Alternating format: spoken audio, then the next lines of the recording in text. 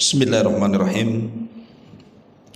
Assalamualaikum warahmatullahi wabarakatuh.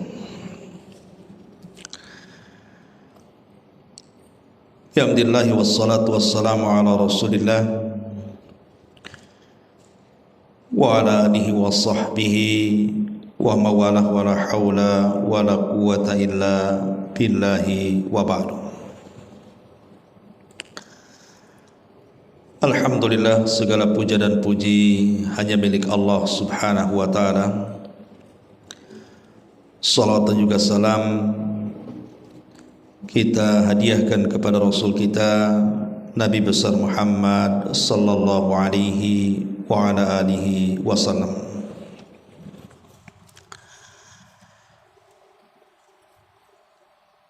Kajian di pagi menjelang siang ini karena mendekati bulan Ramadan,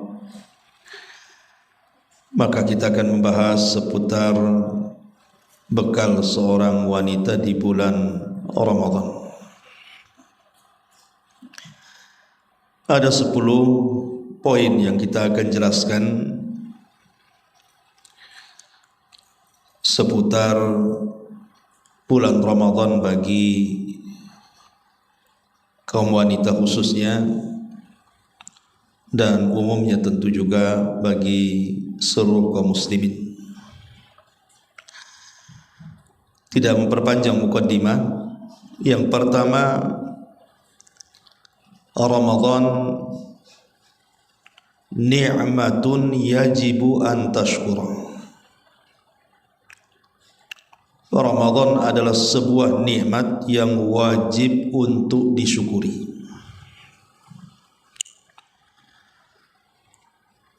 Kita tahu bahwa ketika Allah subhanahu wa ta'ala menciptakan makhluk-makhluknya,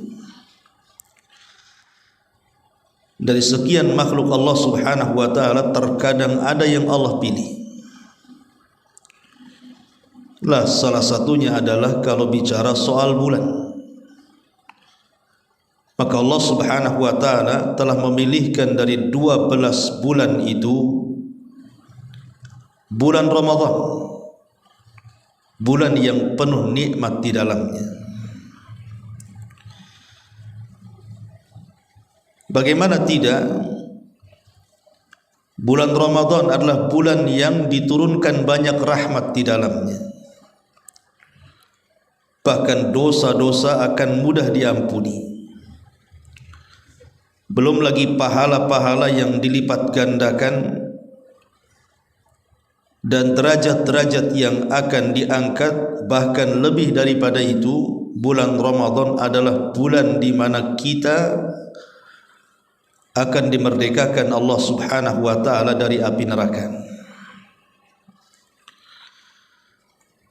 Di dalam sebuah hadis yang ma'ruf yang disepakati Bukhari dan Muslim, Nabi sallallahu alaihi wasallam bersabda, "Idza dakhala Ramadan futihat abwabul jannah wa ghulliqat wa sulsilatis syayatin." Apabila datang bulan Ramadan, maka seluruh pintu-pintu surga dibuka dan seluruh pintu-pintu neraka ditutup, bahkan syaitan dibelenggu. Dari hadis ini saja kita tahu bahwa Ramadan adalah bulan yang penuh dengan nikmat. Bagaimana tidak, setiap hari pintu surga tertutup, ketika bulan Ramadan terbuka semuanya. Setiap hari pintu neraka terbuka apabila bulan Ramadan tertutup semuanya. Dan setiap hari syaitan akan terus menggoda, terutama maradatus syayatin, setan-setan jahat. Maka Allah subhanahu wa ta'ala belenggu setan-setan itu. Ini nikmat yang luar biasa. Kemudian juga disebutkan dalam hadis yang lainnya, Nabi sallallahu alaihi wasallam mengatakan, "Man shama Ramadhana imanan wa ihtisaban, ghufira lahu ma taqaddama min dhanbi. Wa man qama Ramadhan imanan wa ihtisaban ghufira lahu ma taqaddama min dhanbi." Barang siapa yang puasa di bulan Ramadan penuh keyakinan dan mengharap pahala Allah, maka Allah akan ampuni dosa-dosanya. Dan siapa yang menegakkan salat malam penuh dengan keyakinan dan mengharap pahala Allah, Allah pun ampuni dosa-dosanya. Bahkan ada istilah para ulama, Ramadan itu identik dengan bulan ampunan. Karena ibadah-ibadah vital di bulan Ramadan itu pahalanya bicara soal ampunan. Baik puasanya, baik solat malamnya, tarawihnya, ataupun menghidupkan malam Lailatul Qadarnya. Nabi SAW selalu mengatakan, ghufira lahu ma taqaddama min dambi. Allah akan hapuskan dosa-dosanya. Nikmat mana lagi ketika dosa-dosa kita diampuni oleh Allah Subhanahu wa taala. Bahkan disebutkan dalam hadis qudsi bahwa Ramadan adalah bulan yang penuh dengan nikmat itu.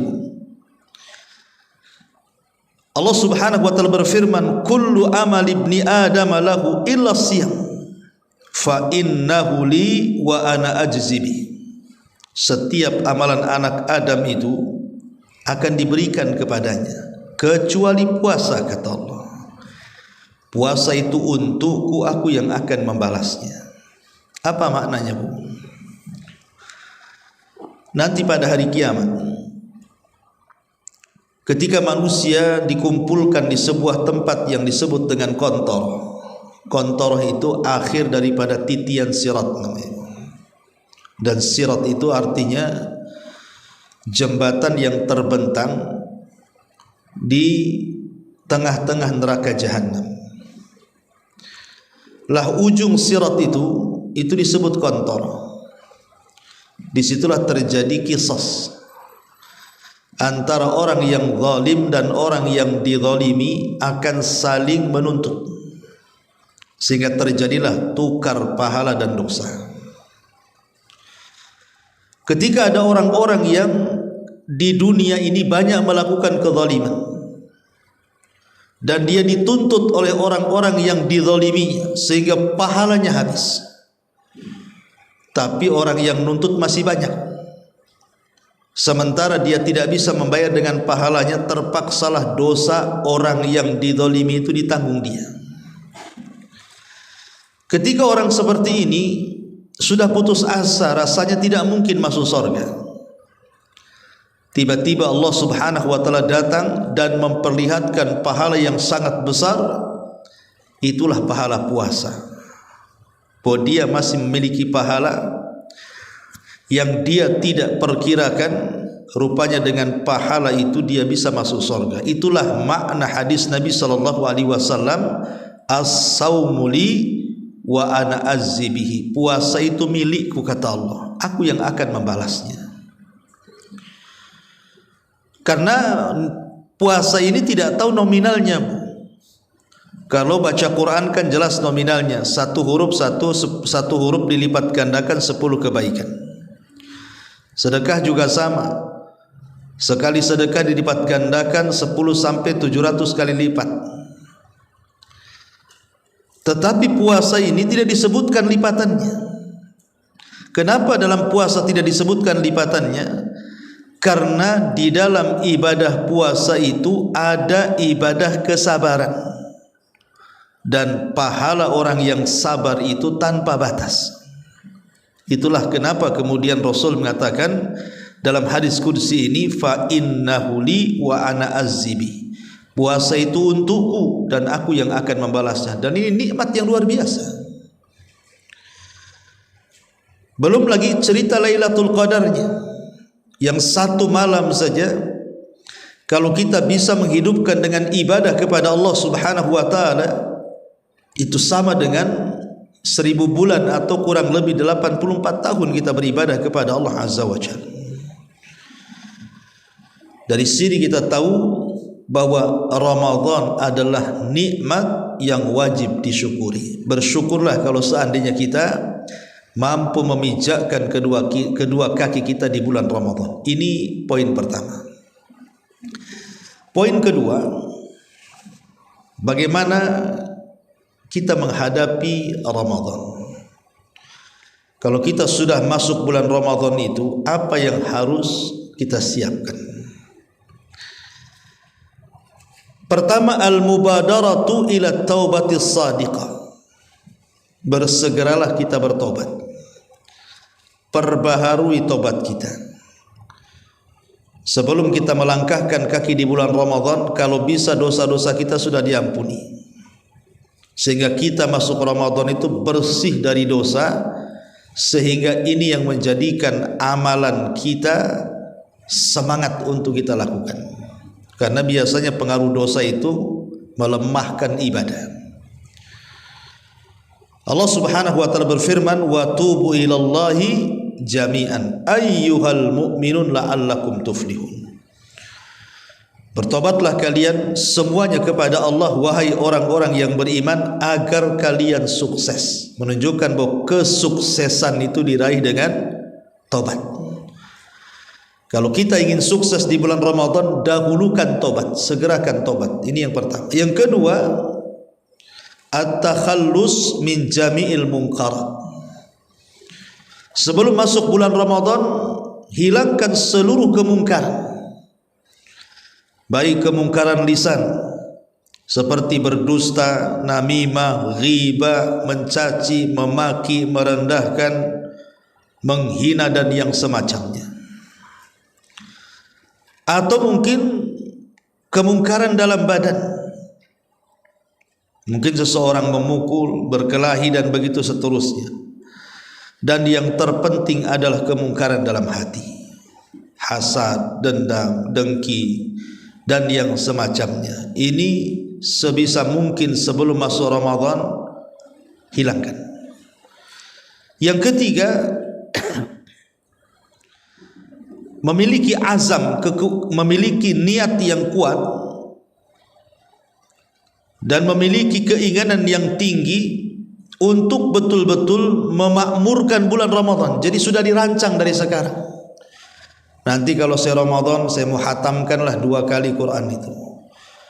Nanti kalau bulan Ramadan, saya akan banyak-banyak bersedekah, banyak-banyak berzikir, banyak ini, banyak itu. Pokoknya sudah dicita-citakan, sudah diprogram bahasa kita hari ini, supaya tertata ya ibadah di bulan Ramadan itu. Ini yang ketiga. Yang keempat, kasratu dzikri wad du'a wal istighfar wa tilawatil Quran. Jadi memperbanyak zikir dari sekarang, memperbanyak doa dari sekarang, memperbanyak istighfar dari sekarang, dan memperbanyak membaca Quran. Sebab kalau sudah terbiasa dengan perkara-perkara ini sebelum Ramadan, maka masuk Ramadan akan mudah lagi untuk melakukannya. Kemudian juga yang kelima, al-muhafadzatu 'ala salawat. Berusaha untuk menjaga salat. Berusaha untuk menjaga salat 5 waktu tepat waktu. Ya tentu bagi wanita, bagi ibu-ibu ya di rumah. Tapi jangan kalau bisa itu mengulur-ngulur waktu. Walaupun ibu salat di rumah, jangan mentang-mentang salat di rumah kemudian asik mengulur-ngulur waktu. Kan ada waktu, sebentar lagi lah. Asar kan jam 3, masih jam 2, nantilah setengah 3 ya. Sebab kalau seseorang sudah membiasakan mengulur-ngulur waktu, itu akan mempengaruhi kepada ibadah salat itu sendiri. Akhirnya tumaninahnya hilang, khusyuknya hilang. Karena biasanya orang kalau sudah mepet-mepet salat itu kan cepat-cepat terburu-buru tuh biasanya. Maka ini juga nasihat para ulama, jaga salat dari sekarang, terutama jaga waktu-waktunya. Kemudian juga ditambah dengan perkara-perkara sunnah. Ya, salat-salat sunnah kan banyak. Dari sekarang kita berusaha untuk menambah yang wajib itu dengan yang sunnah-sunnah. Ini 6 poin persiapan masuknya bulan Ramadan. Kemudian yang ketiga, ta'allimi ahkamas siyam. Berusaha dari sekarang, Bu, pelajari hukum-hukum seputar puasa. Jadi ibu harus dari sekarang baca-baca lah. Pokoknya sekarang kan ada kita buat kajian seputar hukum-hukum Ramadan. Tidak usah terfokus kepada menunggu pengajian. Sekarang kan di internet juga ibu masing-masing punya handphone kan, bisa kita mendownload hukum-hukum seputar puasa, mulai dari niat, kemudian apa saja yang membatalkan, kemudian apa saja yang disunahkan, apa saja yang dirukunkan, yang diwajibkan, dan begitu seterusnya. Karena ibadah itu kalau dilakukan dengan ilmu pasti dapat pahala. Tapi kalau ibadah itu dilakukan hanya sekedar ikut-ikutan, hanya menggugurkan kewajiban saja, tapi tidak dapat pahala, kan rugi jadinya, bukan? Udah lapar-lapar dari pagi sampai siang sampai sore, tahu-tahu gak dapat apa-apa. Makanya kenapa Nabi SAW sampai mengingatkan dalam sebuah hadis itu, rubba sa'imin laisa lahul jaza illal ju'i wal 'atsy. Berapa banyak orang-orang yang berpuasa itu, mereka hanya lelah letih saja menahan lapar dan dahaga, tapi tidak dapat apa-apa, kata Nabi. Sebagaimana juga berapa banyak orang yang sholat tarawih, rubba qa'imin laisa lahul jaza illa an-nasab wa ta'ab, kecuali hanya lelah letih berdiri ruku sujud sampai selesai imam bubar, enggak dapat apa-apa. Kenapa coba tidak dapat apa-apa puasa dan salat tarawihnya, padahal itu sebenarnya mendulang pahala besar? Karena tidak dilakukan dengan ilmu. Maka persiapkan Ramadan itu dengan ilmu. Ini juga masalah penting, karena ilmu itu yang menentukan seseorang sah dan tidaknya sebuah ibadah, dan berpahala dan tidaknya sebuah ibadah. Ilmu itulah yang menentukan. Karena dengan ilmu kan kita bisa membedakan mana yang rukun, mana yang wajib, mana yang sunnah. Dengan ilmu kita bisa membedakan mana yang ikhlas, mana yang tidak ikhlas, mana yang riya. Maka persiapkan ilmu, terutama ilmu yang berkaitan dengan fikih Ramadan, hukum-hukum Ramadan. Ma'asyiral muslimat yang dimuliakan Allah Subhanahu wa taala, contoh saja, umpamanya bicara soal pembatal-pembatal puasa. Kita tahu bahwa pembatal-pembatal puasa itu ada yang mengatakan ada 7 yang disepakati. Seperti orang yang melakukan hubungan suami istri, itu jelas. Kalau seseorang melakukan hubungan suami istri di bulan Ramadan, batal puasanya. Bukan hanya batal, bayar kafarah lagi. Memerdekakan budak, tidak sanggup puasa 2 bulan berturut-turut, tidak sanggup memberi makan 60 fakir miskin. Kemudian juga makan dan minum. Kalau makan dan minum di bulan Ramadan, di siang harinya maksudnya, batal dengan ijma kesepakatan. Termasuk juga at-taqawwu 'amdan, muntah dengan sengaja, muntah secara sengaja, maka ini juga membatalkan puasa. Termasuk juga keluar darah haid dan nifas. Ibu lagi puasa, tahu-tahu ngeplek darah haid, batal puasanya. Tidak ada cerita, ya. Ataupun ibu nifas, maka itu juga batal puasanya. Termasuk juga yang membatalkan puasa adalah inzalul mani bimubasyaratin, mengeluarkan sperma gitu ya, mungkin dengan cara dengan tangan atau dengan pelukan atau dengan ciuman. Ini memang jadi khilaf ulama, tetapi ada yang mengatakan batal puasanya, ada yang mengatakan tidak. Tetapi perkara ini kan dihindari. Anggaplah ada yang mengatakan tidak batal puasanya, tetapi inti puasa itu kan menahan syahwat. Berarti orang ini tidak menahan syahwat, menyelisih tujuan daripada puasa itu sendiri. Jadi yang seperti ini harus dipelajari. Ataupun umpamanya wanita haid, wanita yang hamil dan menyusui contohnya. Ibu harus tahu hukum-hukumnya kan. Karena orang yang hamil dan menyusui itu kan ada 3 kelompok. Pertama, ada orang yang hamil atau menyusui itu dia membatalkan puasa karena takut kepada dirinya, bukan takut kepada janinnya. Yang kedua, ada orang yang membatalkan puasa itu karena takut kepada dirinya plus kepada janinnya atau kepada bayi yang disusuinya.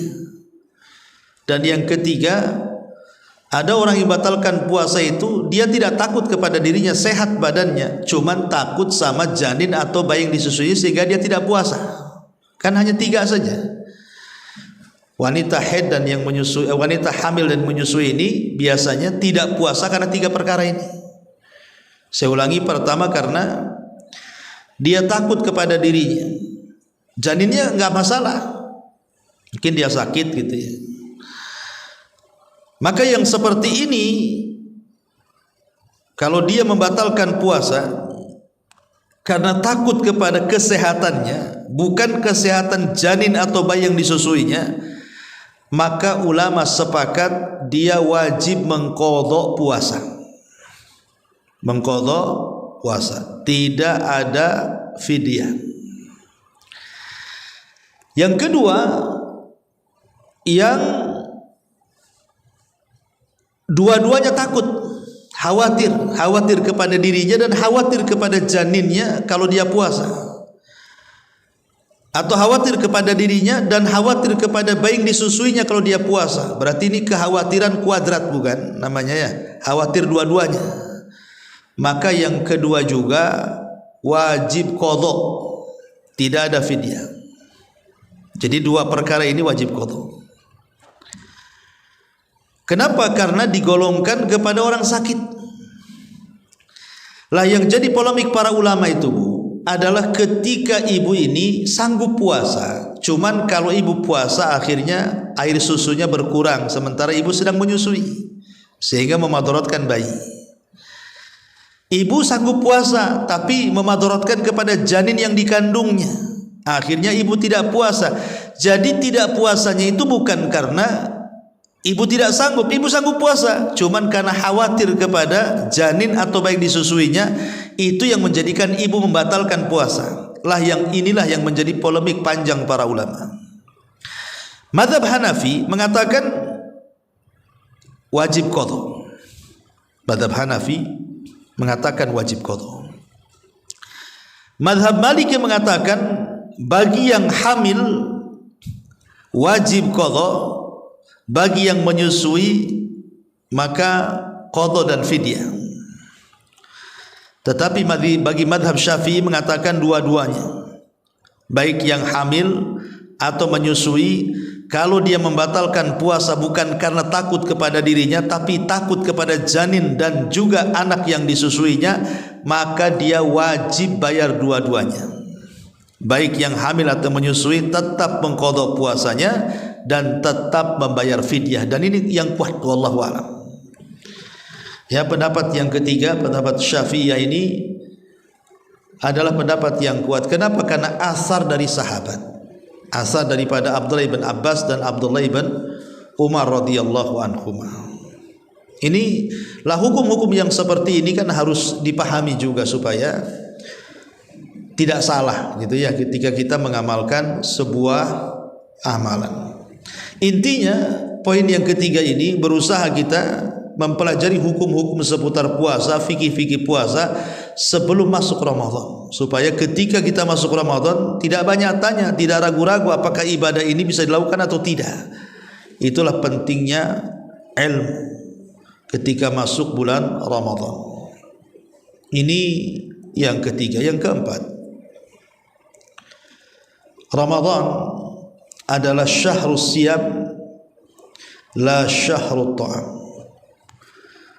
Ramadan itu bulannya orang berpuasa, bukan bulannya tempat kita makan. Disebutkan di dalam surah Al-Baqarah ayat 183. Allah Subhanahu wa taala berfirman, "Ya ayyuhalladzina amanu kutiba alaikumusiyam kama kutiba 'alal ladzina min qablikum la'allakum tattaqun." Wahai orang-orang yang beriman, telah diwajibkan kepada kalian berpuasa sebagaimana puasa ini diwajibkan kepada umat sebelum kalian, hikmahnya agar kalian bertakwa. Di dalam kaidah Al-Quran, kalau Allah Subhanahu wa taala memerintahkan sebuah ibadah kemudian menggunakan kalimat kutiba, berarti ibadah itu bukan ibadah ringan tetapi ibadah berat. Contoh, Allah Subhanahu wa taala ketika bicara soal perang, Allah mengatakan kutiba alaikumul qital. Menggunakan kutiba juga, diwajibkan perang. Wa huwa kurhul lakum, dan peperangan itu sesuatu yang kalian benci. Karena tidak semua orang bisa berperang, Bu. Perang itu kan perlu keberanian. Ya. Makanya perang ini berat, tidak semua orang bisa terlibat. Ataupun kisos, ketika dia membunuh, senang aja dia bunuh orang. Giliran dia yang dikisos dibunuh, kadang-kadang tak mau pula, karena memang berat kisos itu. Ya. Lah termasuk juga puasa. Puasa ini ibadah berat, Bu. Makanya perlu mujahadah, perlu kesungguhan. Karena satu-satunya ibadah yang dilakukan yang panjang waktunya itu puasa. Kalau ibu sholat bisa disetting, Bu. Ibu mau cepat mau lambat tergantung surat yang ibu baca. Mau cepat kulhu, mau lambat Al-Baqarah, kan ibu ya. Tergantung kan, bisa disetting sholat itu. Tapi puasa itu tidak bisa disetting. Tetap aja waktunya dari terbenam terbitnya fajar shadiq di waktu subuh sampai terbenam matahari. Macam mana mau nyingkat, mau nyeting itu? Jadi ibadah puasa itu ibadah yang panjang sekali. Lah ibadah yang panjang ini kan kita harus menjaga, jangan sampai ibadah ini batal. Jangan sampai ibadah ini berkurang pahalanya. Jangan sampai ibadah ini sampai berkurang kesempurnaannya. Kita harus jaga. Itulah kenapa ibadah puasa itu berat. Ya wajar sesuai dengan pahalanya juga besar kan. Karena tadi di Muqaddimah Nabi SAW bersabda berdiskusi, puasa itu untukku dan aku yang akan membalasnya. Nah ingat bahwa Ramadan ini bulan puasa. Ibadah yang paling panjang di bulan Ramadan itu ibadah puasa. Makanya siapkan puasa ini sesempurna mungkin, baik dengan menjaga supaya tidak batal atau menjaga supaya tidak hilang pahalanya. Karena ada orang itu hanya berusaha menjaga supaya tidak batal aja, Bu. Dia berusaha menahan lapar, menahan haus, menahan macam-macam, intinya jangan sampai batal gitu. Tapi terkadang dia tidak memikirkan bahwa ibadah itu bukan hanya sekedar sah saja, tapi berpahala atau tidak. Sehingga dia lupa menjaga lidahnya, menjaga lisannya, menjaga matanya, menjaga pendengarannya, menjaga hatinya. Dia terfokus menjaga ibadahnya saja, tidak menjaga pahalanya. Lah ini yang salah dalam berpuasa itu. Harusnya jaga dua-duanya. Baik sah dan tidaknya kita jaga dengan menghindari pembatal-pembatalnya, ataupun juga kita menjaga pahala dan tidaknya dengan berusaha menjaga yang lainnya, seperti matanya tidak memandang yang haram, telinganya tidak mendengar yang haram, lisannya tidak mengucapkan yang haram, dan begitu seterusnya. Makanya kenapa ayat ini ditutup dengan kalimat la'allakum tattaqun. Hikmah puasa itu agar kalian bertakwa. Allah Subhanahu wa taala tidak katakan agar kalian lapar, agar kalian haus, agar kalian merasakan orang miskin itu kelaparan, tidak. Tapi Allah Subhanahu wa taala katakan agar kalian bertakwa, dan takwa itu di hati. Dan hati itulah raja dari badan kita. Kalau hati baik, raga akan baik. Kalau hati tidak baik, raga tidak akan baik. Maka orang yang puasanya benar, biasanya hatinya benar. Dan kalau hatinya benar, pasti raganya juga akan ikut benar gitu ya. Masyarul muslimat yang dimuliakan Allah Subhanahu wa taala. Ini yang harus dipahami, bahwa Ramadan adalah bulan puasa. Dan hikmah puasa banyak sekali ya, banyak sekali hikmah puasa itu, tidak mungkin kita jelaskan nanti di lain kesempatan. Kemudian yang kelima, Ramadan syahrul Quran. Ramadan itu bulannya Al-Quran. Ketika Allah Subhanahu wa taala berfirman, "Inna anzalnahu fi lailatul qadar." Sesungguhnya Al-Quran itu turun di malam Lailatul Qadar. Ulama tafsir berselisih pendapat apa maksudnya Al-Quran itu turun di malam Lailatul Qadar. Pendapat yang pertama, maksudnya Al-Quran turun di malam Lailatul Qadar itu hendak menjelaskan keistimewaan waktu. Keistimewaan waktu. Bahwa malam Lailatul Qadar yang notabene berada di bulan Ramadan menjadi mulia karena turunnya Quran. Jadi yang mengangkat derajat Ramadan wabil khusus Lailatul Qadar itu adalah karena di situ turunnya Quran. Ini satu penafsiran. Penafsiran yang kedua, maksudnya kami turunkan Al-Quran di malam Lailatul Qadar itu, maksudnya bidayatun nuzul, permulaan turunnya. Permulaan turunnya Al-Quran itu di malam Lailatul Qadar. Karena Quran itu kan 30 juz.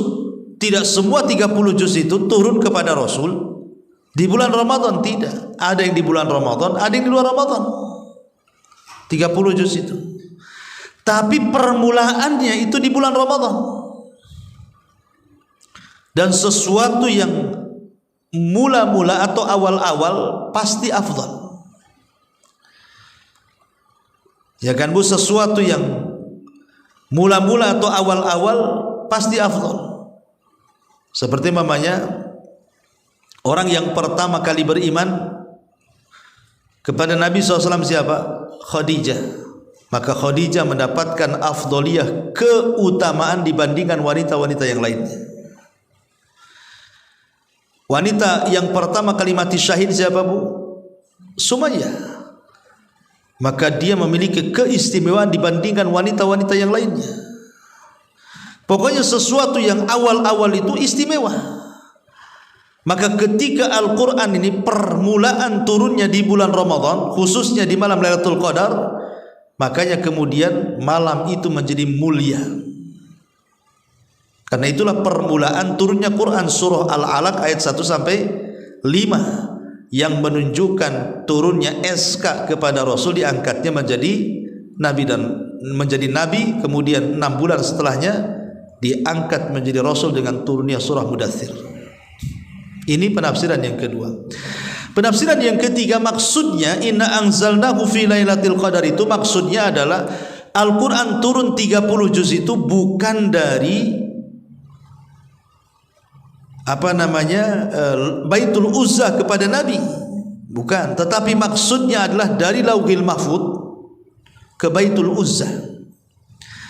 Dan Baitul Uzzah itu letaknya di langit pertama. Jadi di langit yang kita lihat itu ke atas itu langit pertama, itulah di situ ada namanya Baitul Uzzah, rumah kemuliaan. Lah Quran itu diturunkan dari Lauhil Mahfud 30 juz, kemudian diletakkan di Baitul Uzzah itu, itulah di malam Lailatul Qadar. Intinya bahwa Ramadan adalah bulan Quran. Karena Quran baik yang berpendapat 30 juz dari Lauhil Mahfud ke Baitul Uzzah juga Ramadan, baik yang berpendapat permulaan turunnya juga bulan Ramadan, baik yang berpendapat bahwa kemuliaan Ramadan karena turunnya Quran, tapi kan semua bicara Ramadan.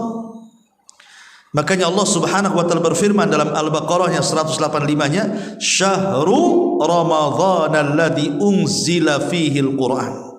Bulan Ramadan adalah bulan diturunkan Al-Qur'an. Maka sangat rugi dan merugi orang yang masuk Ramadan tidak satu ayat pun dia baca. Rugi. Ini bulannya Quran. Kalau sampai lewat Ramadan satu ayat gak dibaca sama kita, atau kita meninggalkan Al-Quran, Masya Allah, sangat rugi sekali. Karena dia meninggalkan Al-Quran di bulan Quran. Maka jangan sampai kemudian sudah di luar Ramadan kita tidak pernah membaca Quran, masuk Ramadan pula kita tinggalkan Al-Quran, sementara bulan Ramadan bulan Quran, maka makmurkan Al-Quran di bulan Quran. Itulah bulan Ramadan, Syahrul Quran, bulannya Al-Quran. Ini yang kelima. Yang keenam, Ramadan Syahrul Judi wal Ihsan. Ramadan itu bulannya Al-Jud wal Ihsan, memupuk kedermawanan, memupuk kedermawanan di bulan Ramadan dan berbuat baik kepada manusia, khususnya para wanita. Nabi SAW sampai bersabda, khusus para wanita, "Ya ma'syaran nisa, tasaddaqna wa aktsirna minal istighfar, fa inni ra'aitukunna aktsara ahlin nar," kata Rasul. Wahai para wanita, perbanyak sedekah dan perbanyak istighfar, kata Nabi. Karena aku lihat kalian ini banyak atau kebanyakan penduduk wanita itu berada di neraka. Dalam riwayat, tasaddaqna ya ma'syaran nisa walau min huliyikunna. Bersedekahlah wahai kaum wanita walaupun harus mengeluarkan perhiasan-perhiasan yang kalian pakai. Lihat bagaimana Nabi SAW sangat menyarankan kepada kaum wanita untuk memperbanyak sedekah dan istighfar. Wabil khusus di bulan Ramadan. Karena Nabi SAW kalau datang bulan Ramadan itu menjadi manusia yang paling dermawan. Apabila datang bulan Ramadan, wabil khusus ketika Jibril turun, makin dermawan lagi. Lalu seperti apa bentuk kedermawanan di bulan Ramadan? Yang sederhana sajalah, Bu. It'amus shaimin. Ibu menyiapkan untuk memberi makan orang-orang yang berpuasa.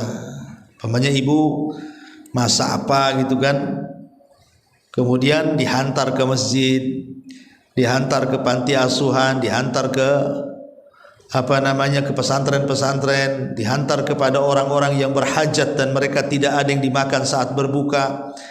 Beri makan orang-orang yang berpuasa.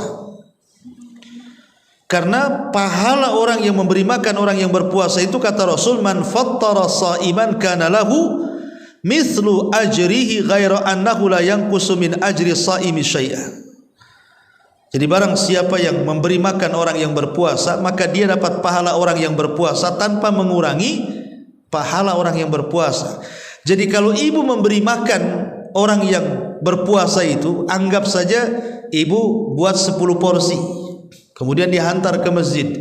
Kemudian yang 10 porsi itu betul-betul dimakan orang yang membatalkan puasa saat iftar itu.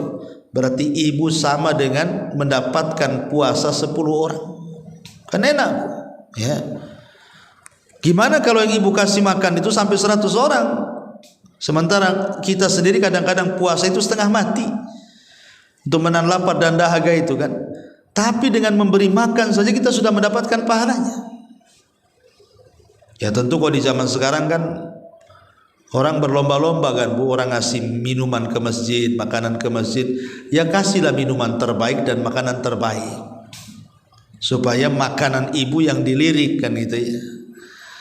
Jangan yang biasa dikasih orang. Oh kalau saya harus Gimana caranya ini supaya makanan saya ini makanan favorit orang-orang yang berbuka puasa. Ya, jadi jangan asal-asalan juga ya ngasih makan itu, maksudnya karena mungkin sekarang kan bersaing orang ngasih makan orang berpuasa, berarti pandai-pandai pula ngasih makanan terbaik. Di sini gorengan, ibu pula gorengan lagi. Ya, kalau bisa yang lain lah kan. Jadi itu juga yang harus dipahami. Ini salah satu salah satu kedermawanan di bulan Ramadan dengan cara yang memberi makan orang-orang yang berpuasa ataupun yang lainnya secara umum, memberi makan orang-orang yang susah, fakir miskin dan yang semacamnya. Ya. Ini yang ke-6, yang ke-7. Ramadan syahrul qiyam. Ramadan itu bulannya salat malam. Di dalam hadis Nabi SAW, ketika Nabi SAW usianya sudah sepuh, satu hari Aisyah radhiyallahu anha ummul mukminin sedang tidur, tiba-tiba terbangun di sampingnya Rasul sedang sholat. Ya wajar karena memang sempit kamarnya Aisyah itu, sehingga pergerakan Rasul dalam kamar itu mudah ditebak gitu ya. Kalau kamar ibu kan lebar, suami nggak ada, ibu nggak tahu. Jadi kalau kamar Nabi dengan Aisyah kan sempit, jadi kalau Rasul bangun atau sholat terasa ya. Jadi Aisyah terbangun, rupanya Nabi sedang sholat, terabalah kaki Nabi, banyak kakinya pecah-pecah. Lah kemudian di keesokan harinya Aisyah berkata kepada Nabi SAW, ya Rasulullah, bukankah dosamu telah diampuni, yang telah, yang sedang dan yang akan datang? Cukupkan yang wajib-wajib sajalah. Kau ini sudah sepuh gitu ya. Tapi Nabi SAW mengatakan, afala akun abdan syakura. Wahai Aisyah, salahkah aku menjadi hamba Allah yang bersyukur? Subhanallah. Dari sini kita tahu bahwa salat itu melahirkan syukur. Kalau puasa melahirkan sabar. Ketika para ulama mentafsirkan wasta'inu bis-sabri was-salat, mintalah pertolongan kepada dengan kesabaran dan salat. Maksud sabar di sini artinya puasa. Karena puasa itu melahirkan sabar, sementara salat itu melahirkan syukur, dan dua sifat inilah yang menjadikan banyak orang masuk surga. Sabar dan syukur. Dan dua perkara ini bisa juga ketika kita tidak memilikinya, kebanyakan orang masuk neraka. Ketika dia kufur, tidak bersyukur, dan ketika dia tasahud dan tidak bersabar.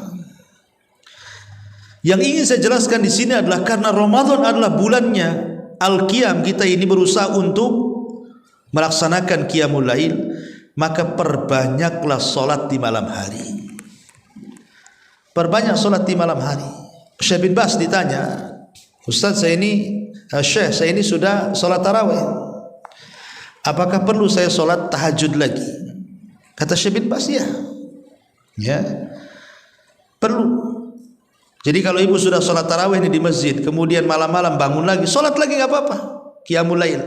Cuman jangan mengulang witir saja, karena tidak boleh witir itu dilakukan dalam satu malam dua kali. Witir itu sah satu kali saja, sebab nanti kalau witir ketemu witir jadi genap, nggak witir lagi jadinya kan bu. Makanya kata Nabi SAW, la witrani fil laili, tidak ada dua witir dalam satu malam. Ya, tetapi dengan fatwanya Syekh bin Bas rahimahullah taala di sini menunjukkan apa? Menunjukkan bahwa kita dianjurkan memperbanyak qiyamul lail, baik tarawihnya ataupun tahajudnya. Tentu kalau tarawih ya harus selesai bersama imam ya. Karena ada kesalahan di masyarakat itu kadang-kadang karena dia meyakini salat tarawih itu 11 rakaat, imamnya pula 23. Akhirnya kemudian ketika 11 rakaat dia keluar. Kan ada gitu bu, ya kenapa nggak dilanjutin? Saya kan 11, imamnya 23. Saya witir di rumah aja lah katanya. Nggak boleh bu, ya itu sebuah kesalahan. Walaupun ibu ini meyakini 11 rakaat, kalau sholat di belakang 23 rakaat, sholat sampai selesai. Ya, sholat sampai selesai, Bu. Ikut imam. Karena bagaimanapun ada hadis yang mengatakan kalau kita sholat bersama imam sampai hatta yang sarif, sampai imamnya berpaling, maka dosa-dosa kita akan diampuni. Taib, ini yang ketujuh. Yang kedelapan, Siyam al-Jawarih. Siyam al-Jawarih. Jadi puasa itu bukan hanya puasa sekedar menahan lapar, dahaga, syahwat, tapi lebih daripada itu adalah Siyamul Jawarih, puasa raga. Raga kita berpuasa. Ya, mulai dari saya sebutkan di awal tadi kan, mulai dari hati kita berpuasa, lisan kita berpuasa, hidung, mata, telinga kita berpuasa, badan kita berpuasa. Itu disebut dengan Siyam al-Jawari. Kenapa demikian? Karena ada hadis Nabi SAW mengatakan, wa idza kana yaumu saumi ahadikum fala yarfus wala yaskhab. Apabila salah seorang di antara kalian berpuasa, maka jangan melakukan rafas, mengeluarkan kata-kata yang tidak pantas dikeluarkan, atau berteriak-teriak di bulan Ramadan. Fa in sabahu ahadun, kata Rasul, kalau ada orang yang datang hendak mengajak bertengkar nih umpamanya kan, au qatalahu falyakul, katakan ini mru'un shaim, maaf saya lagi puasa.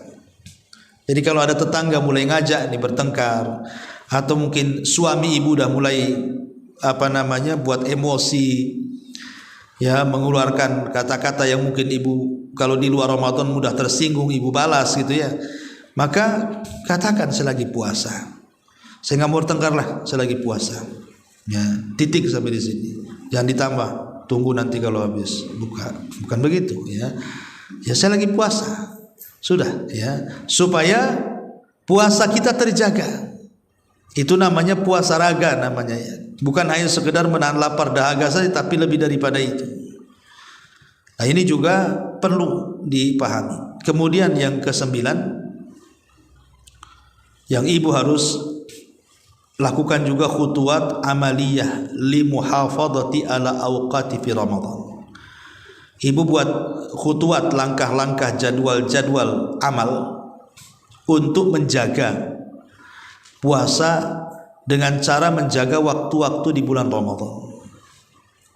Dengan cara apa, Bu? Pertama, jangan banyak keluar rumah kecuali karena darurat. Ibu jangan banyak keluar rumah kecuali karena darurat atau karena sebuah hajat. Sebab kalau sudah keluar rumah, Bu, biasanya kan kita bisa memandang macam-macam pandangan, mendengar macam-macam suara, mengomentari macam-macam komentar.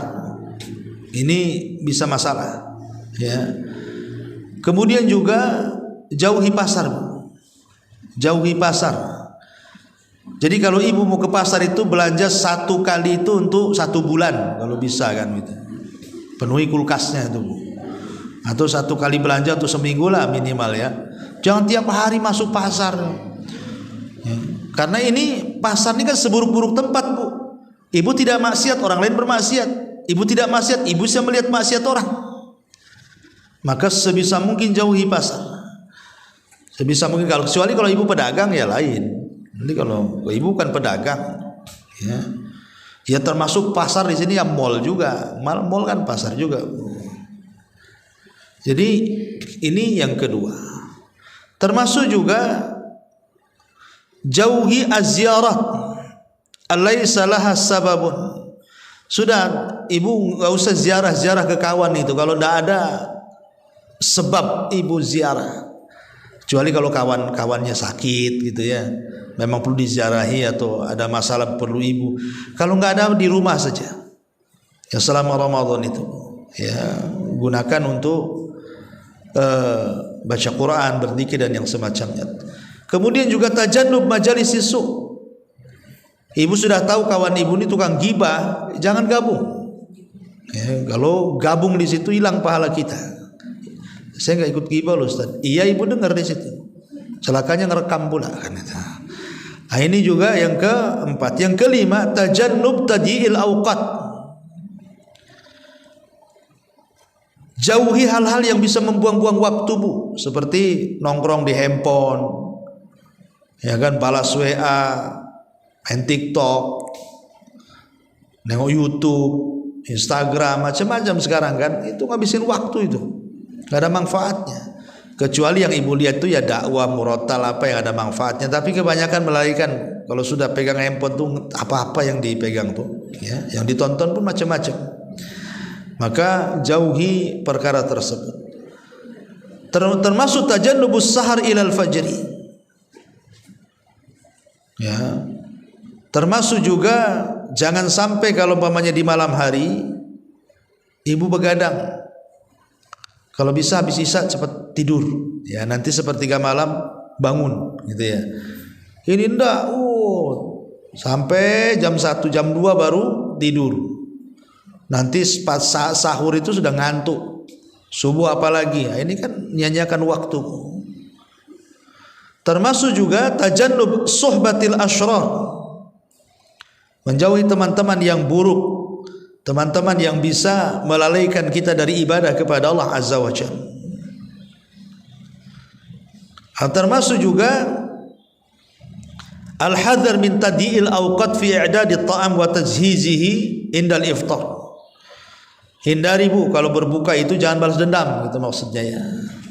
Dan ada orang yang balas dendam, terutama awal-awal biasanya. Awal-awal Ramadan itu kan karena lapar bu, kadang-kadang dia ke pasar malam itu semua pengen dibeli. Yang merah, yang hijau, yang kuning semua pengen dibeli. Sampai di rumah bingung mau dimakan. Akhirnya dimakan semua. Ini kan masalah karena kalau sudah kenyang perut biasanya ngantuk. Kalau sudah ngantuk tuh malas ibadah biasanya.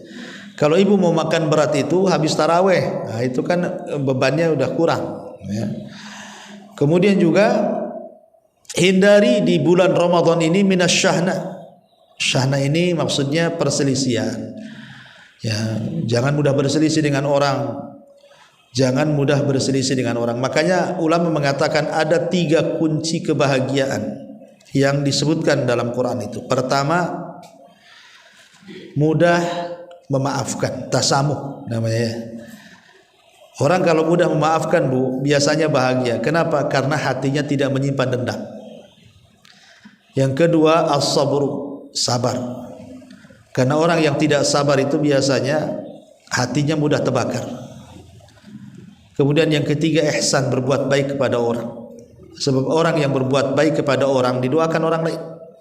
Yang berbuat baik, yang kita berbuat baik kepada dia, dia akan doakan kita. Itulah 3 kunci kebahagiaan: sabar, mudah memaafkan, dan berbuat baik kepada orang. Lah itu penting di bulan Ramadan itu. Kemudian yang terakhir, al-waqafatul asyirah, ya, yang terakhir adalah asyrul awakhir. Ingat di bulan Ramadan itu ada asyrul al-awakhir namanya, 10 akhir Ramadan. Ramadan ini kalau dibagi 3 bu, ada sepertiga awal, ada sepertiga tengah, ada sepertiga akhir. Lah, sepertiga akhir itulah seutama-utama waktu di bulan Ramadan. Sepertiga akhir inilah waktu yang paling utama di bulan Ramadan. Makanya ada istilah ar-Ramadan wal khawatim. Ramadan itu bisa kita ambil bahwa amalan itu ditentukan akhirnya. Kapan itu? Ya, akhir Ramadan. Kesalahan kita di bulan Ramadan itu bu, terkadang semangatnya ibadah itu di awal.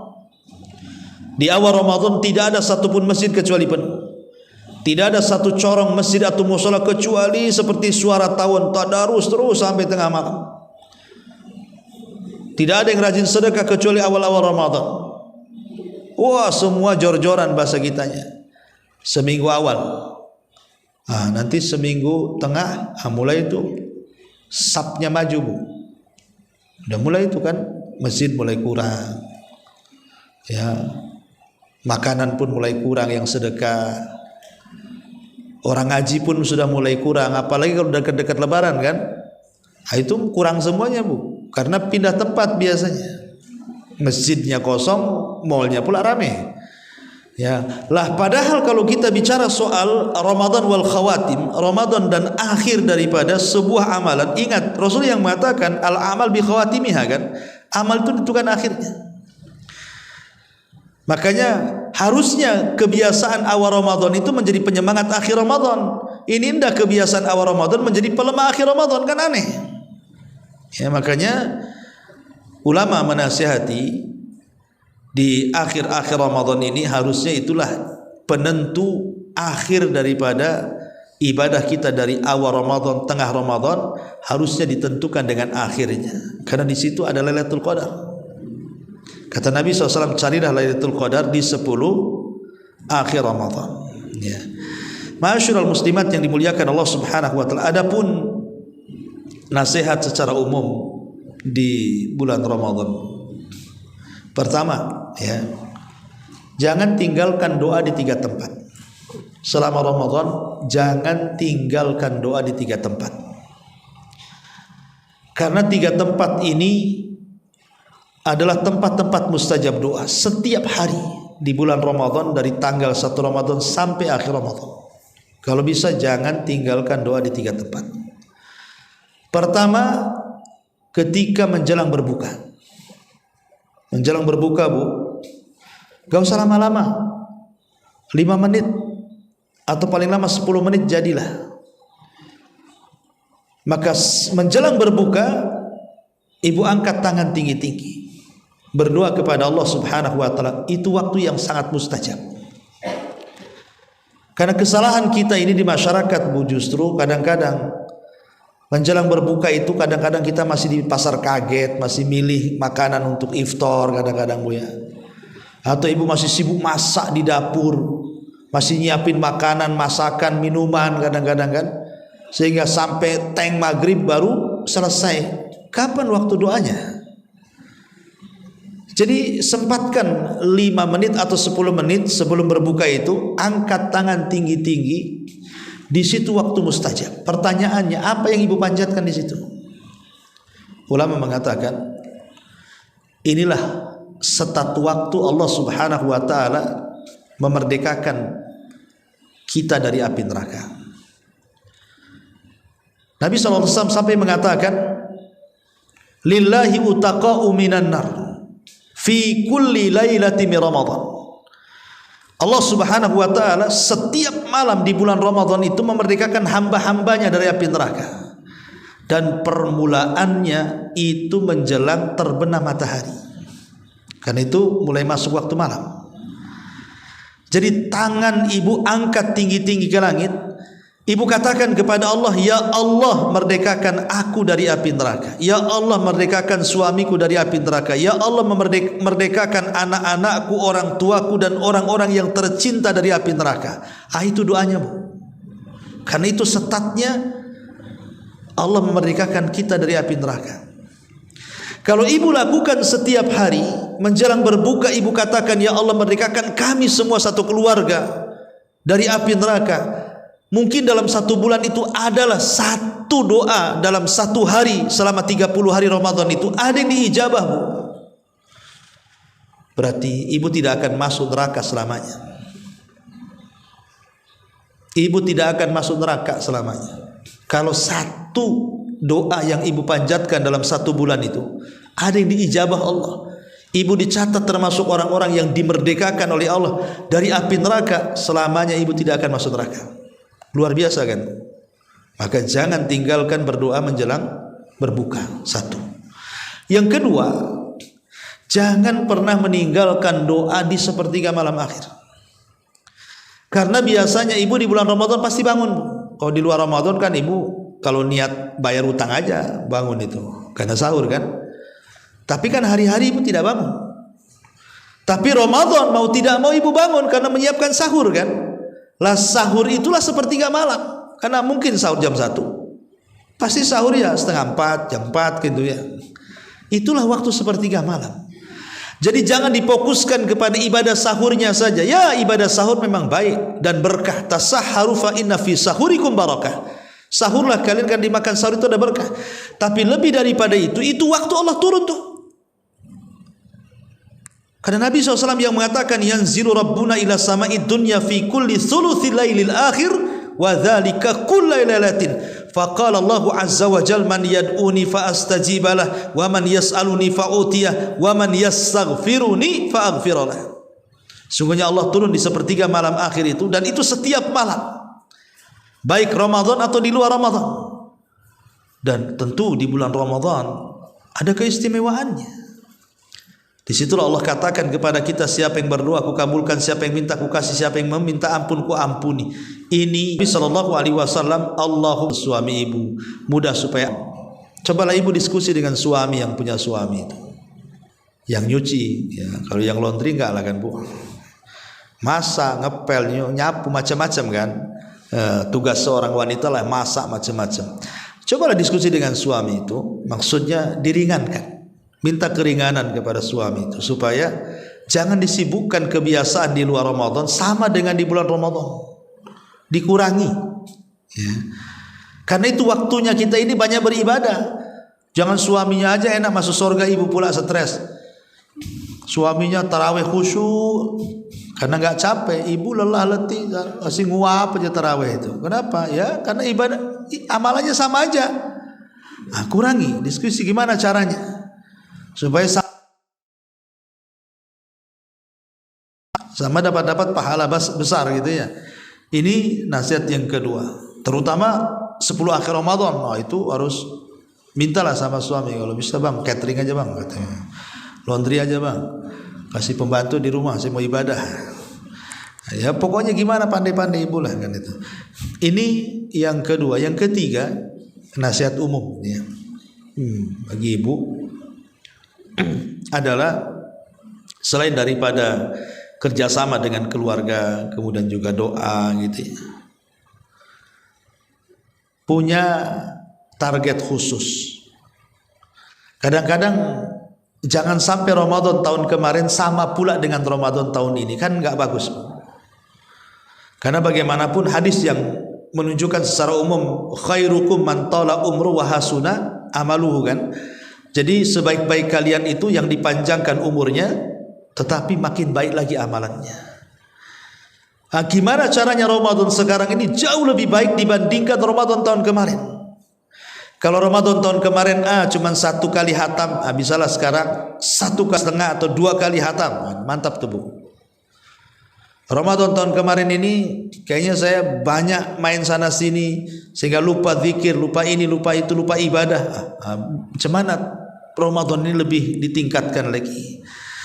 Karena niat baik itu saja sudah berpahala. Apalagi kalau betul-betul niat baik itu terrealisasikan ketika masuk bulan Ramadan.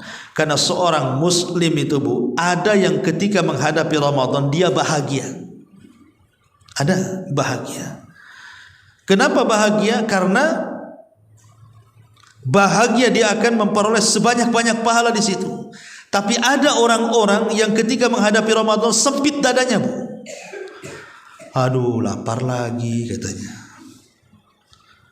warung tutup semua, gak bisa saya jalan sana sini lagi. Itu kan ada orang sempit dada Bu. Hati-hati kan menghadapi Ramadan itu kan ada orang yang senang dengan Ramadan karena dia tahu pahalanya. Ada orang yang tidak senang pahalanya. Kalau di akhir Ramadan ada yang sedih, ada yang senang Bu. Ya kalau di awal Ramadan sama. Di awal Ramadan ada yang senang dengan kedatangan Ramadan, mereka lah orang-orang yang beriman. Dan yang tidak senang mereka orang-orang munafik. Kalau di akhir Ramadan terbalik Bu, orang yang beriman sedih. Kalau orang munafik senang. Oh kapan nih Lebaran nih ya. Nah ini kan harus diperhatikan hal-hal yang seperti ini. Ya, wallahu alam, ini diantara nasihat umum seputar Ramadan.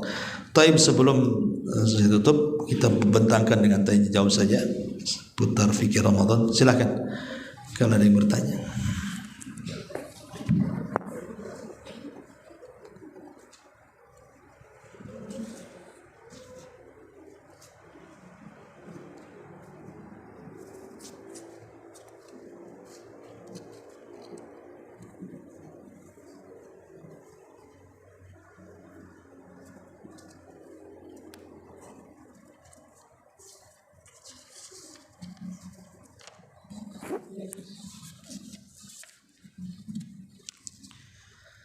Afwan, Ustaz bertanya, berdoa saat sujud bagaimana teknisnya ya Ustaz? Apakah diperbolehkan diucapkan dengan bahasa Indonesia? Apakah hanya di batin saja? Iya.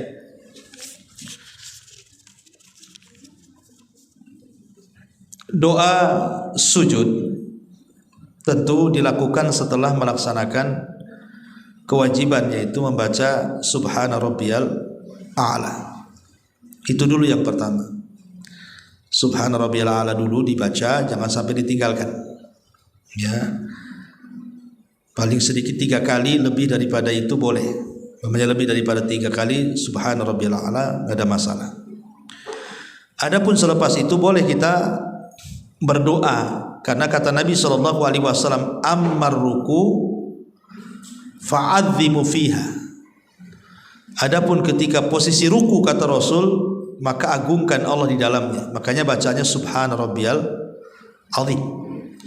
Adapun dalam sujud kata Rasul, fajtahidu fid du'a faqaminun an la yustajab lahu. Kata Nabi SAW, adapun dalam sujud maka sungguh-sungguh dalam berdoa, karena hampir-hampir tidak akan ditolak doanya. Lalu kaifiahnya seperti apa? Apakah kemudian berdoa dalam batin ataukah harus diucapkan? Saya pernah mendengar fatwa daripada Profesor Dr. Abdul Razak, ya, kalau nggak salah, dia mengatakan ketika berdoa dalam sujud itu tidak boleh diletakkan dalam batin, tetapi diucapkan. Ya, bagi yang tidak baik bahasa Arabnya maka boleh dengan bahasa apapun. Tapi kalau yang baik bahasa Arabnya sebaiknya menggunakan bahasa Arab. Jadi bagi orang awam yang tidak bisa bahasa Arab, maka boleh menggunakan bahasa yang dia ucapkan, bahasa Indonesia, bahasa daerah, tidak ada masalah. Ya, jadi boleh disuarakan, bukan dalam hati. Wallahu a'lam. Kemudian bismillah, assalamualaikum Ustaz. Waalaikumsalam. Mana lebih baik untuk muslimah wanita melakukan sholat tarawih dilakukan di rumah atau berjamaah di masjid? Ya, asal sholat bagi wanita itu di rumah, itu asalnya, dan pahalanya sama. Ibu sholat di rumah dengan laki-laki sholat di masjid itu pahalanya sama. Jadi asal sholat wanita di rumah itu lebih baik, karena memang jelas hadisnya. Tapi bukan berarti tidak boleh pula sholat ke masjid, boleh, karena para sahabiah juga mereka sholat subuh berjamaah bersama Nabi. Makanya Rasul mengatakan, la tamna'u ima Allah masajid Allah. Jangan kalian larang wanita-wanita kalian, entah istri, entah saudari, entah anak wanita, ima itu umum, untuk datang ke masjid selama dia mengikuti syarat-syaratnya. Ya, tidak tabarruz, tidak menggunakan wangian, berlaku sopan, pakaiannya juga sopan, dan begitu seterusnya. Maka jangan larang mereka ke masjid, biarkan mereka ke masjid. Apalagi kalau umpamanya di masjid itu ada penyemangat, pemanyakan Bu, imamnya bagus, ya, suaranya bagus. Kalau di rumah kayaknya kurang khusyuk, nggak apa-apa ke masjid.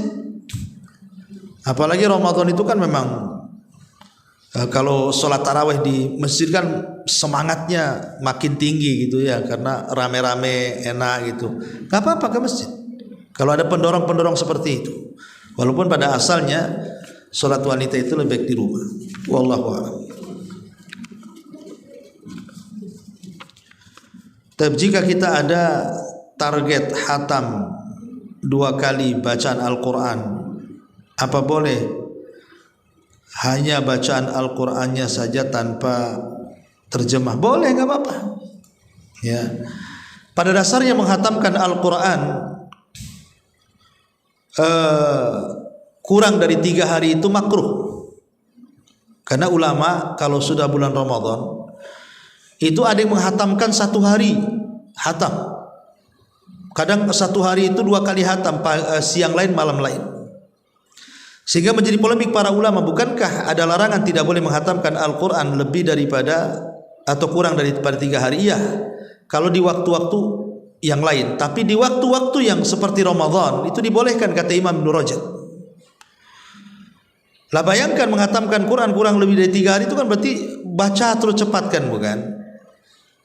Ya. Artinya kenapa Rasul melarang tidak boleh menghatamkan Quran kurang lebih? Karena takut tidak paham.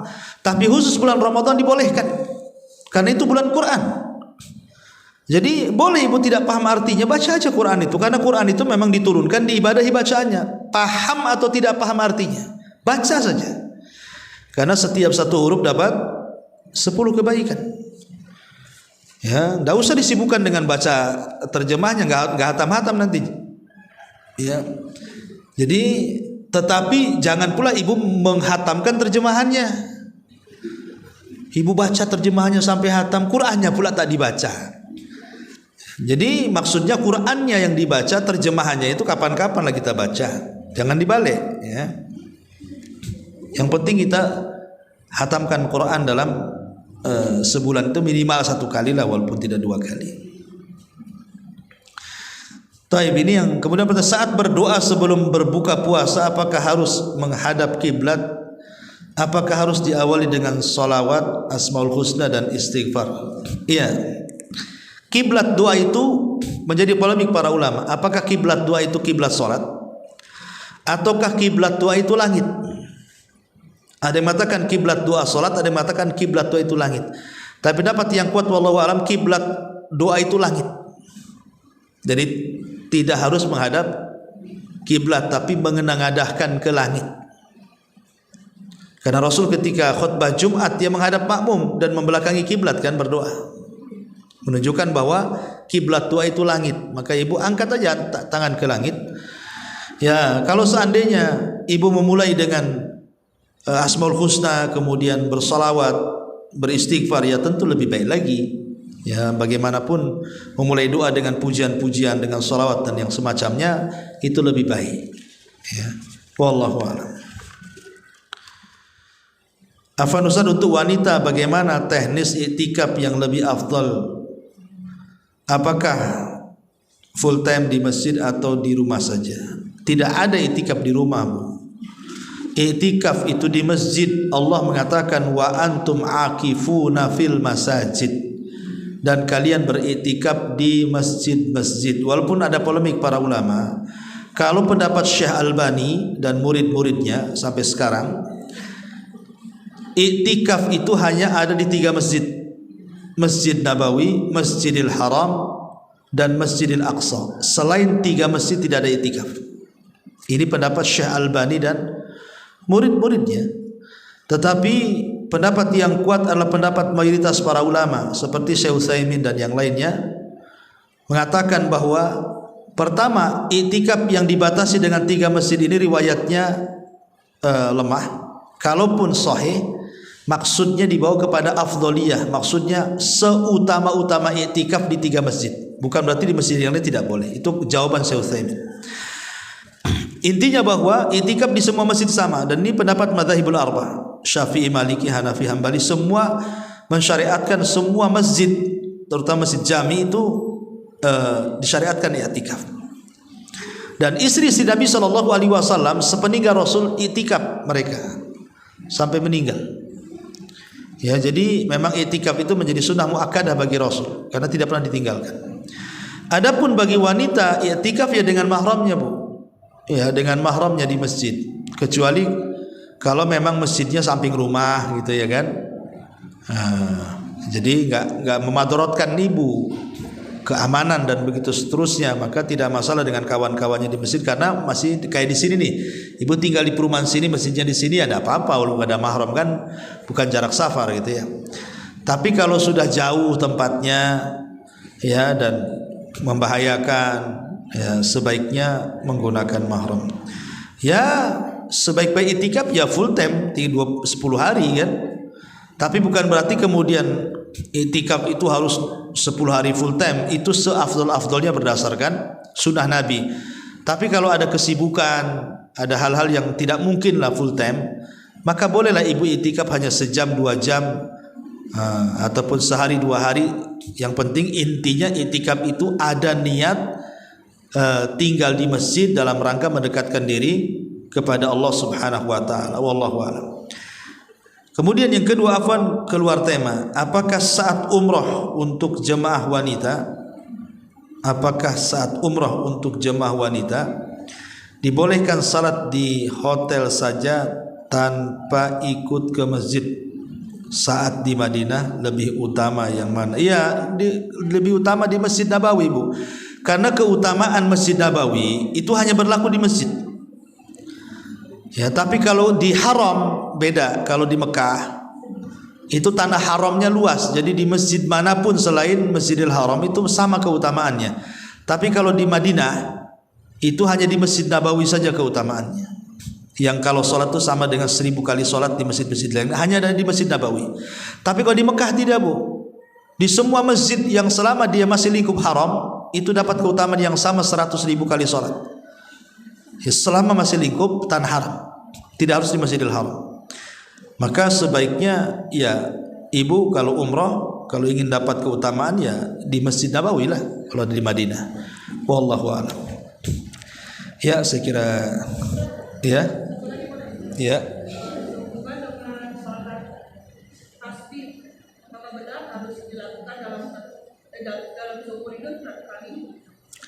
Pertama, salat tasbih itu menjadi polemik para ulama tentang tasih dan tadhifnya, apakah riwayatnya sahih dan tidak. Ya, ada yang mengatakan sahih seperti Syekh Albani menghasankan hadisnya sehingga mengatakan salat tasbih itu ada syariatnya, ya minimal seumur hidup 1 kali. Tapi jumhur kalau tidak salah para ulama, Imam Syaukani dan yang lainnya mengatakan lemah hadisnya, sehingga tidak ada syariatnya salat tasbih itu. Ya, kembali kepada yang mensahihkan dan melemahkan. Kalau saya cenderung melemahkan hadis salat tasbih, ya, sehingga tidak ada. Ya, tapi kalau ingin berpendapat kepada salat tasbih yang mensahihkan ya silahkan. Wallahu a'lam. Subhanakallahumma bihamdika asyhadu an la ilaha illa anta astaghfiruka wa atubu ilaik. Allahu